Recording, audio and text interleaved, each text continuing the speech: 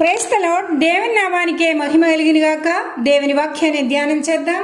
Sam number 121 verses 1 and 2. కీర్తనల గ్రంథము 121:1-2 వాక్యము. కొండల తట్టున కళ్ళెత్తుచున్నాను, నాకు సహాయము ఎక్కడి నుండి వచ్చును?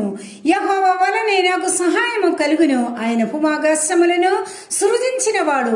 I will lift up my eyes unto the hills, from whence comes my help. My help comes from the Lord which made heaven and earth. దావీదు ఇశ్రాయేలు యూదా రాజ్యానికి రెండో రాజు. దావీదు ఇశ్రాయేల్ సామ్రాజ్యాన్ని పరిపాలించాడు.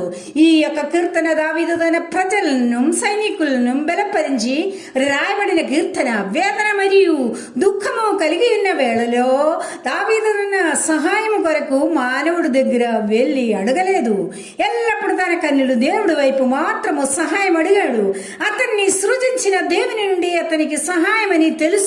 ప్రియులారా, బాధ కలిగి ఉన్న వేళలో మీరు లోక మనిషిలో ఆధారపడకో. లోకముని పునాది వేయక మునిపు నీ గురించి ప్లాన్ పద్ధతి ఏర్పరిచిన దేవుని వైపు నీ కన్నెత్తి చూడుము. అతను నీ సమస్యను పరిష్కరించేయగలడు. ఎల్లప్పుడూ మీ కన్నులు సహాయం వచ్చే పర్వతాలను పైకి చూడుము. The Lord is your keeper. The Lord is your shade at your right hand. యెహోవాయే నిన్ను కాపాడువాడు. నీ కుడి ప్రక్కన యెహోవా నీకు నీడగా ఉండును.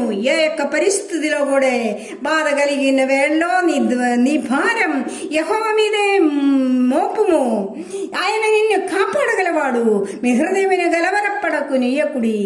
దేవుని యందు విశ్వాసముంచుము. దేవుడిని ఏడుల గొప్ప కార్యము చెయ్యబోతున్నారు. హల్లెలూయా. God bless you.